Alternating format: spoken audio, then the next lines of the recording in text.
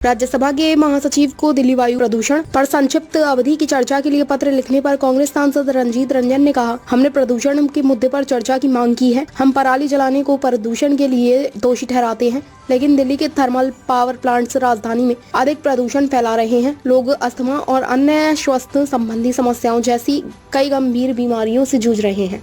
की बीमारी ले लीजिए, फेफड़ों की बीमारी लीजिए, अस्थमा ले लीजिए, जिसके कारण होते हैं। तो जो सिचुएशन दिल्ली की है, यहाँ 400, 500, 600 आपका वायु प्रदूषण हो रहा है और हम कुछ नहीं कर पा रहे हैं। एक दूसरे पे सिर्फ और सिर्फ दोषारोपण कर रहे हैं, जबकि सच्चाई ये है कि सबसे पहला कारण दिल्ली में प्रदूषण का वाहन है।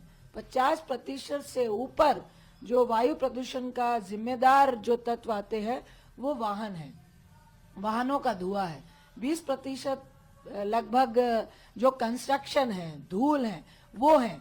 तीसरा मेन जो ये कारण है वो थर्मल पावर है, जो दिल्ली के नजदीक आसपास है।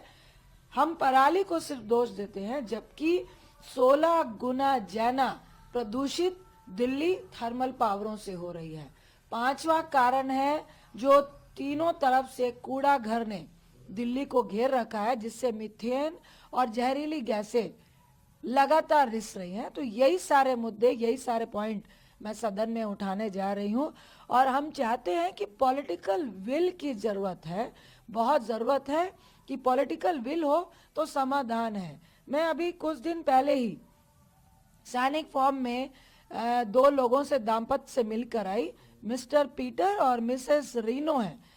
उस दिन दिल्ली का AQI एयर क्वालिटी इंडेक्स 450 था और उनके घर का जो AQI है 15 था।